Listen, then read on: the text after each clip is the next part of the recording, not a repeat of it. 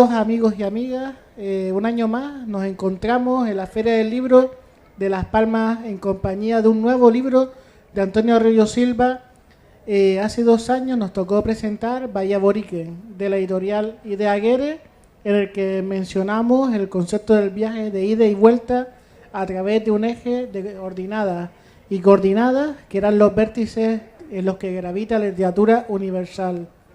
El año pasado nos tocó Música para un Argel, publicado por Ediciones La Palma. Aquí asistimos a la construcción de la poesía a través de la poesía misma, de la creación del mundo en el que los 4 elementos eran sometidos a la mirada del poeta. Recordemos la teoría de Eliot sobre las 3 voces en poesía, y cómo estos confluían a través de un basamento filosófico, tal y como Tina Suárez Rojas expuso en otra presentación sobre el mismo libro, para dar pie a un libro, cosmos o un universo propio. En esta ocasión, en Borrarse del mapa, el poeta nos muestra otra de las cualidades taumatúrgicas de la poesía, que es la de desaparecer a través de la palabra poética, para que sea esta misma palabra la única que busquemos, aparte del yo lírico. También, si aplicamos la teoría de Eliot, es una manera de evasión hacia otros mundos, hacia el otro lado, si nos volvemos padornianos, y transitar en otros lugares, casi como esa cita que suelo repetir hasta la saciedad, que es la de Fernando Gómez Aguilera: me alejo por caminos cotidianos. En lo que a mi opinión respecta, me declino hacia esta última interpretación, un alejarse dentro de otro universo, si conectamos este poemario con el anterior, con sus propias coordenadas y su propio viaje, si lo conectamos con el que se publicó en 2019. Pero, y aquí hacemos una pregunta, ¿qué coordenadas son las que propone Antonio Arroyo Silva en esta poética? A medida que vayamos avanzando por el libro, nos daremos cuenta que uno y cada uno de los textos se estructuran no en parte, sino a través de unos pequeños puertos que vienen a ser citas de autores que nos adelantan lo que nos espera en la próxima lectura. En este sentido, al detectar que el poemario carece de parte, tal y como hemos visto frecuentemente en muchos poemarios, el yo lírico crea una especie de universo en los que los poemas no se alinean bajo una lectura única y rectilínea, sino que puede leerse desde cualquier posición, desde cualquier poema ciudad hacia el otro lado del poemario, a voluntad del libro. Porque el libro es eso, un mapa, un trazado geopoético forjado a través de lo que llamo puertos, es decir, citas de autores que despertaron en el yo lírico una reflexión que deriva a su vez de un diálogo. En este sentido, si nos fijamos bien en el reparto de estos puertos, de estos autores, podemos decir a ciencia cierta que no hay un orden determinado, si bien es cierto que en un momento dado podemos atisbar una constelación de poemas que están precedidos de autores expresionistas alemanes y que nos invita a reflexionar sobre la poética del libro. También de la misma índole, ya que para el autor transforma el mundo a su propia voluntad y lo transita con humildad. Sobre esto último, y dejando por un momento a los autores alemanes, en el primer texto, con citas de Pedro Salinas, podemos quedarnos con el último terceto dentro de un soneto sin rima, que ya adelantamos que será la estructura métrica de todos los poemas. Dice así: yo no tengo paciencia a lo que nombra o desnombra tu estrella redivida, yo que soy solo el pez o el aparejo. La imagen del pez, al igual que la del aparejo, acarrea una carga semántica que alude a aquello que estamos indicando y que incluso hemos leído en libros de otros autores como la de Meditaciones del pez austral, que fue premio Nuevas Escrituras, de Daniel Bernal. En este caso, el pez se nos revela como un ser diminuto dentro de un océano / universo, en donde transitar humildemente y bajo matices que solo los poemas que giran en torno a los puertos de Paul Celan pueden ofrecer, como ocurre en el tercer texto, que está en la página 31. De esta manera, entramos en la constelación de los poemas precedidos por los autores alemanes, pero también presididos por el gran Celan, que ocupa varios textos y que le aporta, en este sentido, no solo ese eje transformador, sino el fondo filosófico de esta poética. Me quedo con el texto número 6, que se encuentra en la página 39, que nos muestra esta especie de Deus ex machina, que nos muestra a su vez la condición demiúrgica del poeta. Y dice así: imagina que naces casi a punto del primer parpadeo del Dios equivocado y que el Dios verdadero te señala más tarde como el modo que no fue. Bueno, aquí tengo todo el soneto, pero voy a obviar el resto para que la presentación sea un poco más amena. A estas alturas adivinamos que la mirada del poeta, la del pez que nada dentro del mapa, confluye también con el tipo de verso, también de corte expresionista, más allá de la métrica tradicional en la que las formas imperan ya fuera de la propia inquietud poética, o si lo extrapolamos, del artista. Aquí ocurre lo mismo bajo dos aspectos, el de la forma y el de las imágenes, que se revuelven en una aparente ilogicidad dentro del uso de la lengua corriente, pero que intuimos al conocer la naturaleza y los movimientos de los elementos entre las estrofas y a través de ellas. De esta constelación pasamos a otros lugares que se reúnen según afinidad. Los poemas son variados, pero tienen puntos más comunes que los otros poemas. Así es el caso del tema de la amistad, a través del texto dedicado a Jorge Rodríguez Padrón, poema número 11, página 59, por si tienen el libro, y que posee una cita de Raymond Carver. Los poemas se nos muestra una actitud vital, un modo de existir, quizás como poeta, quizás como persona, y que se va construyendo sobre el mismo poemario. Leo el primer cuarteto. Mis amigos verdaderos son los que no presumen de ser sobresalientes, ni hablan en el foro de lo útil de ser buena persona. También es de bella factura el poema con la cita de Roberto Juarros, que nos habla sobre la actitud del poeta, o quizás sobre el artista mismo, incluso cuando no materializa su composición, o dicho de otra manera, la hace tangible para los demás. Y dice así: y hasta cruje sintáctica de otoño, en una sístole de hojas, en una diástole, la campana feliz o solitaria, la escondida campana detrás de las campanas, que rompió el corazón y sus almenas. En este sentido, como si de viejas enemistades se tratase, y esto hago una alusión a tu libro, el primero que conocí, que es Mis viejas enemistades, Antonio Ríos Silva se acerca a otra constelación, esta vez representada por autores latinoamericanos. Si bien es destacable la aparición de algún que otro puerto, como de Wallace Stevens, que es el poema número 14 en la página 111, que también trabaja bajo el elemento del aire, ese elemento que también inunda este mapa con forma de humo, de forma de humo del que uno está presente y ausente a la vez, y que ahora que estoy leyendo me recuerda a Bahía Boriken, ¿vale? Leo el primer cuarteto. Para poder abrirle las pupilas al alma, entornarán los ojos, pues cerrarlos sería señal de que la noche se fue por el camino viejo. Pero dentro de los poemas que encontramos dentro de esta constelación, nos llama la atención la imagen de la noche, un elemento del día que se repite en unos cuantos poemas, de los que destacamos el que está dedicado a Olga Chulani y que posee una cita de Leo Lobo. Y el poema dice así: imaginen que quiero que el alma grite, no sé si el corazón aún se encuentra leyendo los periódicos, tratando en dirección prohibida o yo qué sé. Imaginen sin cuerpo este poema, mi alma entre los versos buscando el corazón y sus achaques. Puede que se equivoquen de persona o el micrófono no apunte a ese lado del circo donde aplaudan, o que después de todo la tengan a sus pies como un par de zapatos descendidos de un chelo. Mi corazón no tiene gafas, cruje a veces por un lirio y casi siempre llena el alma de cosas nunca escritas. Entre la cita y el desarrollo del poema, lo oscuro, la noche, se nos muestra como el horario del trabajo del poeta, pero además cuando la palabra adquiere su verdadero valor más allá de toda farándula y de todo circo. Estos últimos son palabras del texto, que solo adorna extraliterariamente lo que debe saborearse en soledad, o mejor dicho, en la oscuridad. Junto con esto también es reseñable el texto siguiente, poema número 30, página 135, con la imagen metafísica de un cuarto, es decir, Un espacio, un cuarto, una habitación, es decir, un espacio en el que el poeta ejerce su oficio, haciendo de este lugar el mismo cosmos, el mismo mapa, si continuamos con la metáfora del libro en el que perderse y diluirse entre los borrones y las imágenes recién creadas.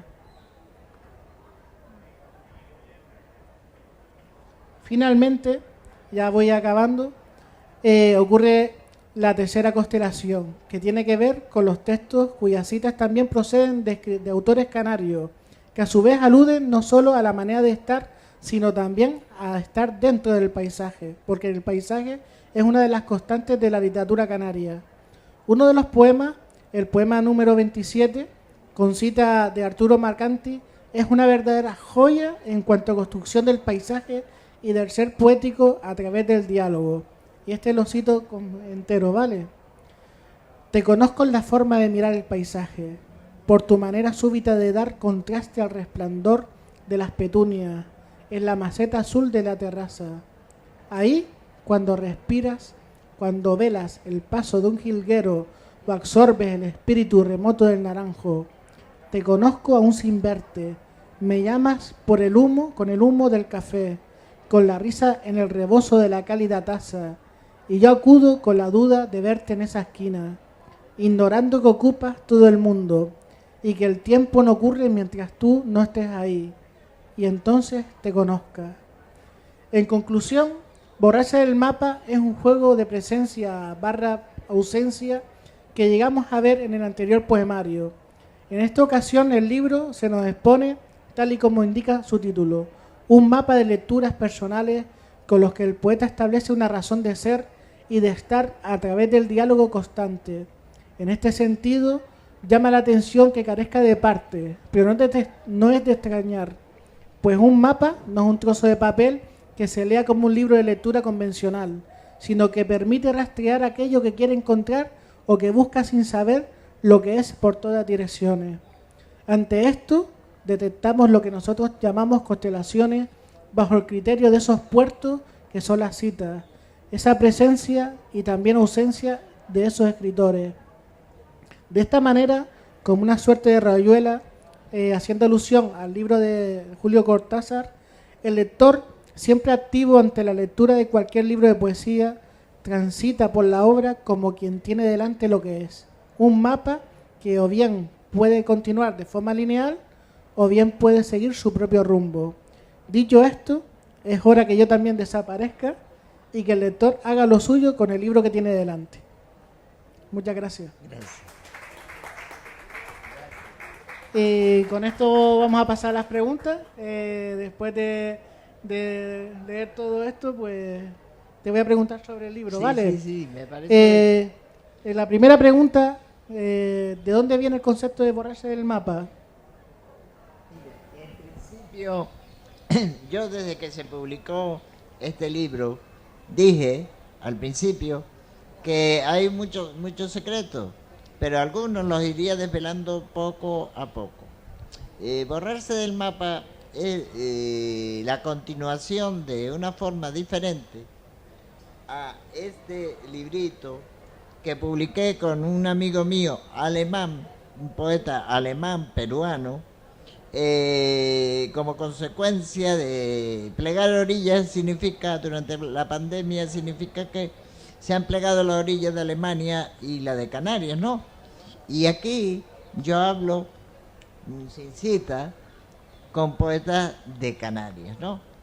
Y concretamente a Arturo O'Shanahan le decía lo siguiente. Ustedes saben que tiene un poema que habla de Vietnam, etcétera, ¿no? Le digo, no me vengas ahora con cuentos vietnamitas, dolor, Alfonso, y frío. Los vietnamitas fuimos todos, un puerto en otro puerto, un grito en un espasmo, siempre más allá, hacia el hastío, porque aquí nada transcurre, ni el lenguaje. Aquí hablamos germanía, y los gatos nos guardan la conciencia de gatos como a Góngora, como al marqués que vio un monte donde hubiera un gran río, como a ti, a tu conciencia, que el tiempo se encargó de borrarla del mapa. Mas borrarse del mapa es ser poeta, Alfonso O'Shanahan. Y más silencio aún, más silencio, camarada.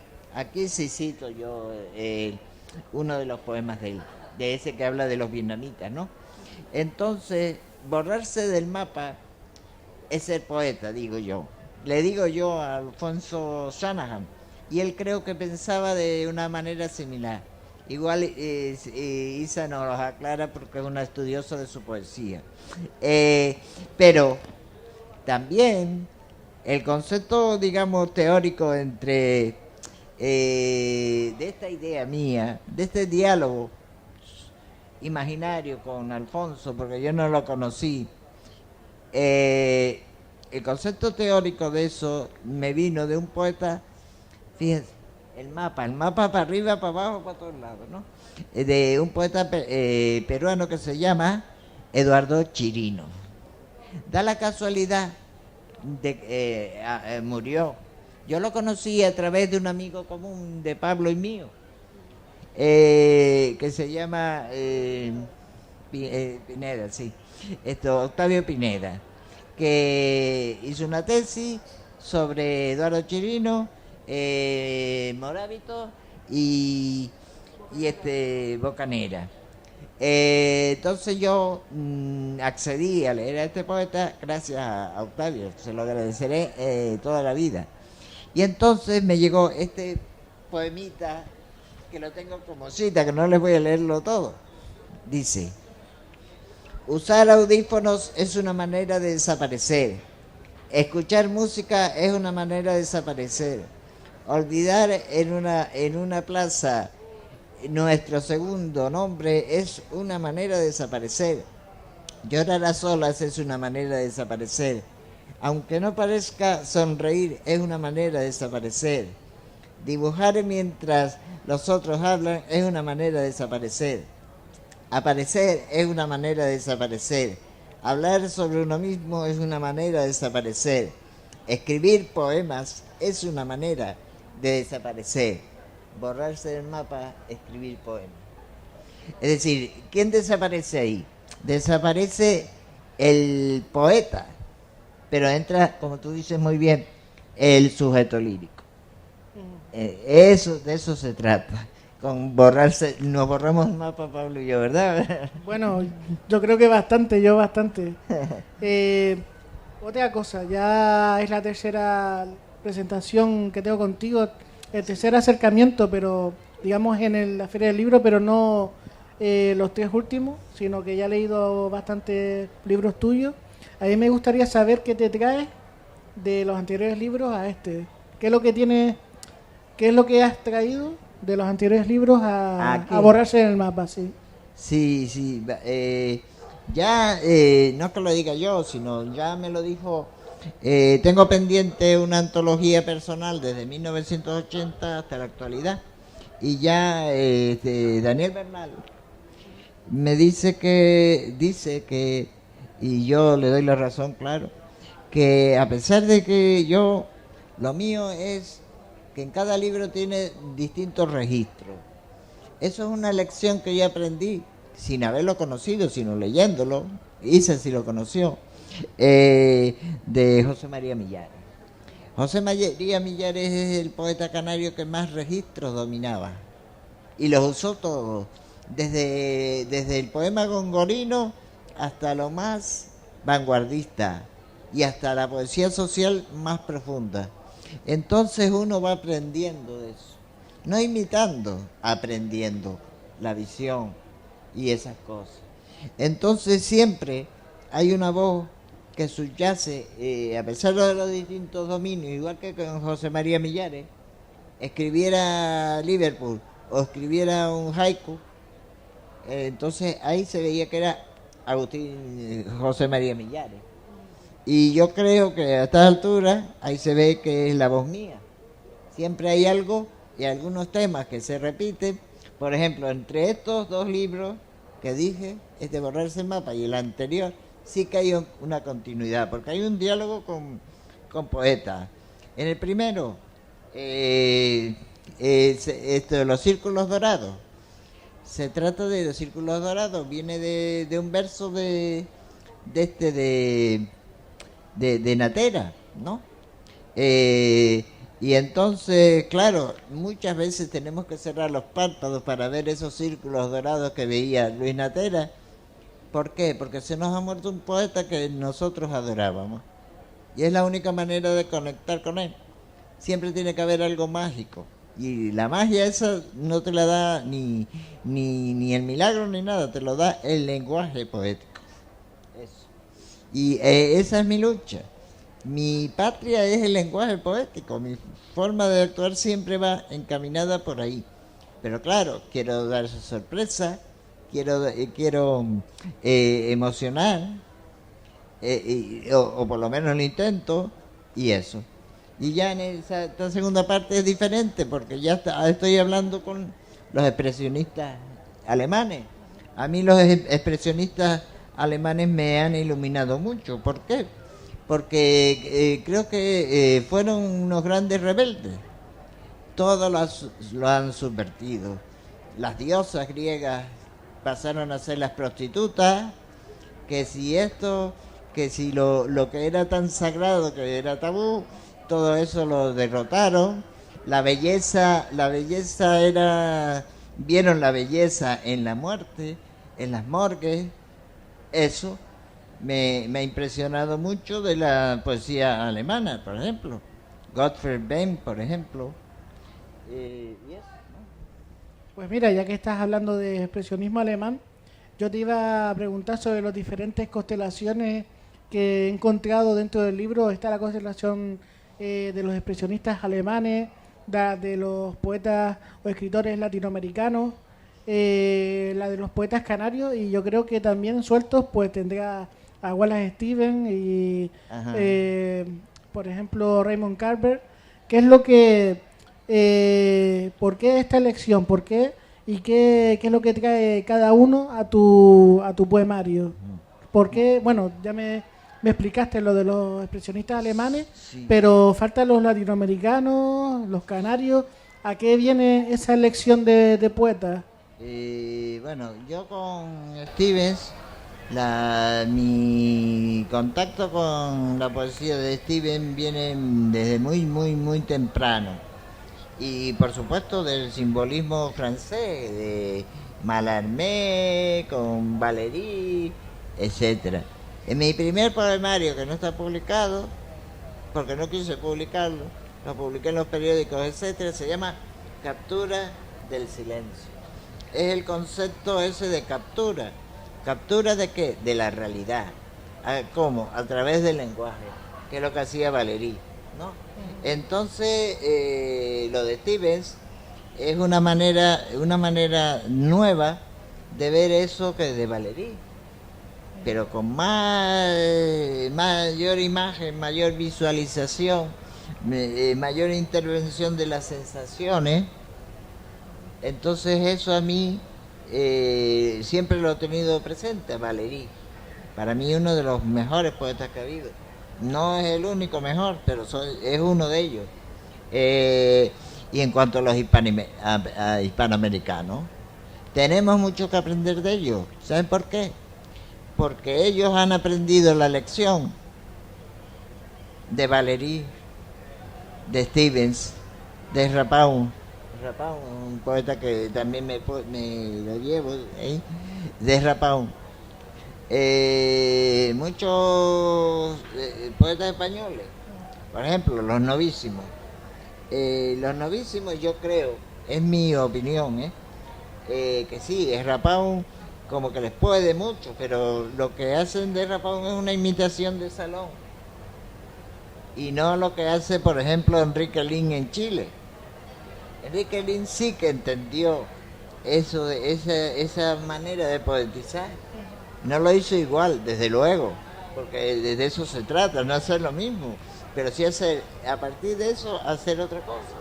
De eso se trata. De ahí mi contacto con los hispanoamericanos. Claro, en todos sitios pues cenaba. En todos sitios hay poetas que son insoportables o que son malos y que todo el mundo publica, etcétera. Pero yo no me meto con eso. Yo me meto con lo que a mí me interesa y lo que nos puede interesar a todos, ¿entiendes? Que el mensaje. Y de los poetas canarios, por ejemplo, ese poema con una cita de Arturo Macanti y Sí. después cita otra con cita de Manuel Padorno, otro con Luis Feria. ¿Por qué esos poetas? Sí, yo siempre digo, Luis Feria, yo siempre digo, y lo digo de verdad, que yo cambiaría todos mis versos, todos, por un par de ellos de Luis Feria, por ejemplo. Para mí Luis Feria es de los mejores poetas, de los mejores. A mí no me gusta usar la palabra mejor, porque no se trata de una competición, la poesía no es una competición deportiva, pero vamos a decirlo, que ha habido en Canarias. Y no sé cómo fue como persona, me han dicho que si era antipático, que si tal. A mí eso no me interesa, sino lo poco que hay de él, que lo poco que escribió, no por escasez, sino por rigor. Eso a mí me llega y yo creo que deberíamos reivindicarlo también como poeta canario, ¿no? Y con respecto a Eugenio Padorno, está clarísimo. Ahí es un poeta que domina la forma absolutamente. Que ahí en esos poemas te vas a encontrar todas las sorpresas que tú quieras encontrar. Y aún más. Y aún más. Eso por ejemplo, el poemario ese donde en la colección de nosotros estamos. Sí, Ocus Pocus. Ocus Pocus. Bah, casi nada. Yo me puse, después se lo dije a Eugenio y se sonrió. ¿A quién? A Eugenio se lo dije, Ah. señor, ya diste con el tema. Ocus Pocus es una expresión que se usa en la magia, pero antes se usaba en la magia negra. ¿Y saben de dónde viene? Este es el cuerpo de Cristo, en latín. Y, claro, los germanos, cuando venían los romanos, que ya estaban cristianizados, a evangelizarlo, a los sacerdotes, como se llamaran entonces, no le decían sacerdotes. Oiga, esa expresión, igual que nosotros oímos can ambayón, decían acá, eso es un cambullón. Pues los hermanos decían, eso es un ocus pocus. Y claro, eso se cogió después para la magia negra que ellos mismos practicaban. Y esa magia es la que tiene ese librito de Eugenio Padorno. Y la poesía, y todos los libros de Eugenio Padorno. Cuesta entrar, pero es un ejercicio que vale la pena, a mí las cosas en poesía, las cosas facilonas, sí las leo, sí me gusta, pero a mí me gustan los retos, ¿sabes? Y Eugenio Padorno es todo un reto. Una vez acostumbrado ya no cuesta entrar en ella. Por eso, ¿y qué otro poeta? Pedro García Cabrera. Por supuesto, tenemos muy buena poesía. Y eso es una base para nosotros no imitarla, porque eso no haríamos ningún favor a la poesía canaria, sino superarla. Esa es la cuestión. Ese es el reto que tenemos nosotros, los poetas que estamos ahí, intentando hacer algo. Bueno, pues ya que se ha puesto rojo el lugar, vamos a entrar un poquito en polémica. Yo te iba a preguntar sobre, a ver, lo voy a leer bien, porque hay quien dice que si pones más de 2 citas en un poemario, pues ya no es un diálogo, sino como una especie de cacareo, ¿no?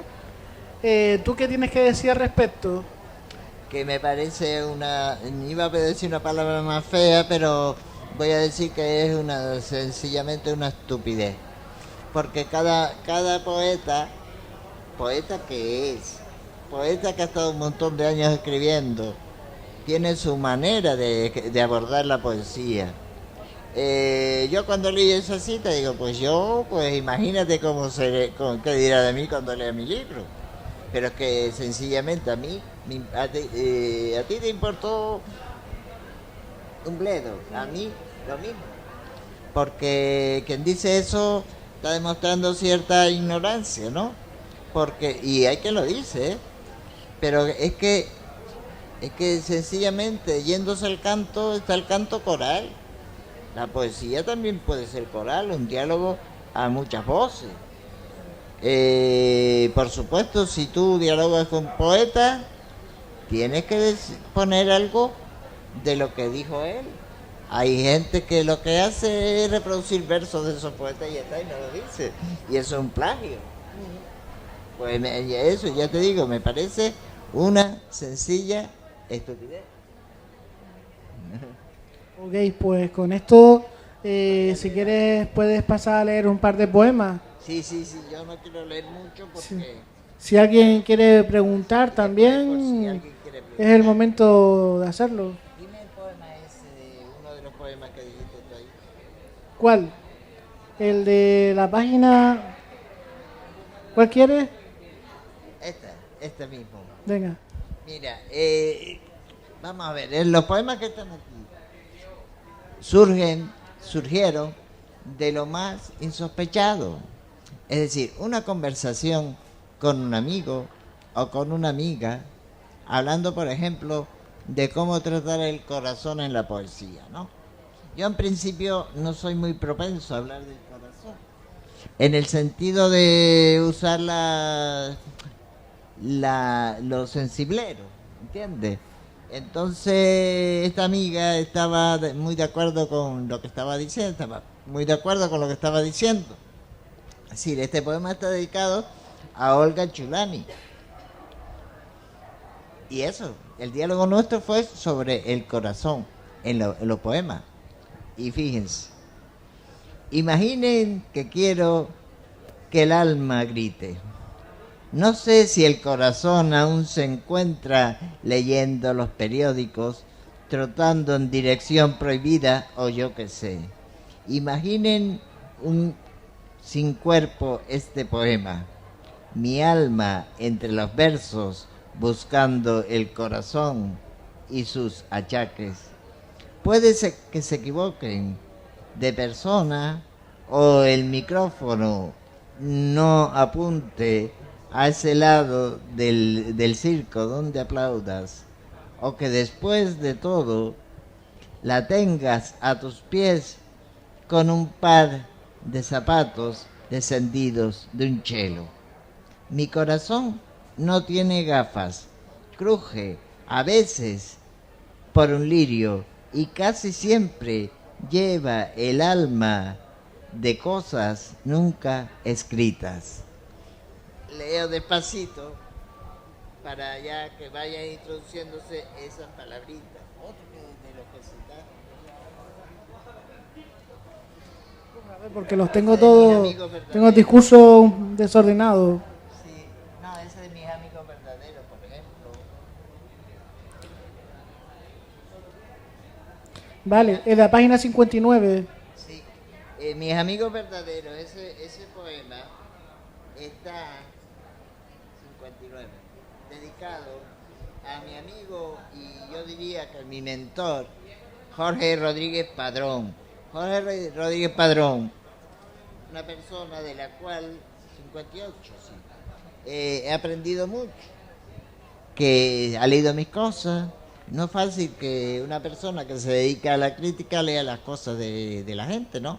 En cambio, yo he tenido la suerte de ser aconsejado por él y de ser animado. Sin embargo, eso no me ha hecho ponerme por allá a presumir de esto. Al contrario, me ha enseñado también de lo malo que es la vanidad, por ejemplo. Y yo he aprendido de eso no solo por naturaleza, sino por sus palabras. Y esto tiene una cita de Raymond Carver. Dice, un poeta es narrador, buenísimo, pero como poeta también lo es. Un poeta que este libro de poesía lo escribió el último año de vida. Le dieron un año de vida y le dio por dejar de escribir narrativa y dedicarse a la poesía. Y el libro es una maravilla. Me duermo en una playa, me despierto en otra. Un barco completamente equipado, luchando con su carga. Y es un diálogo con este poeta, ¿cómo se llama? Gorky. Un diálogo, fíjate, un diálogo con Máximo Gorky, un ruso que escribe cuentos magníficos, por cierto, a veces mejor que muchos poemas, por cierto. Y claro, fíjense, aquí en el primer verso no lo voy a explicar, pero sí les voy a decir que la emoción me hace romper con el primer endecasílabo. Por poner la palabra mis, que para mí es tan importante, rompo el endecasílabo. Entonces, ahí, a través de la expresión, también se puede expresar esa emoción, rompiendo. Eso de los expresionistas también, ¿no? Mis amigos verdaderos son los que no presumen de ser sobresalientes, ni hablan en el foro de lo útil de ser buena persona. A ellos no les late el corazón del mismo modo que a la ciega caterva de osobucos con sus corazoncitos de peluche y sus ángeles vacuos de autoayuda. Eso me comentaba Raymond Carver un día que pasé por su cascada desde el sendero más mío bajo el árbol del ahorcado. Playa no feliz, quizá, le iba a decir, pero quién sabe, tal vez es que ese mundo no es redondo. Entonces, claro, yo ahí me pongo como si fuera Peter Pan, ¿no? Oye, Antonio, ya creo que el tiempo se nos está acabando, sí. Así que le doy paso al público si quiere decir algo, y si no, pues terminamos, o si Vaya quiere decir algo al respecto. ¿Alguien quiere decir algo? Venga, Inma. Bueno, pues yo quería darle las gracias porque...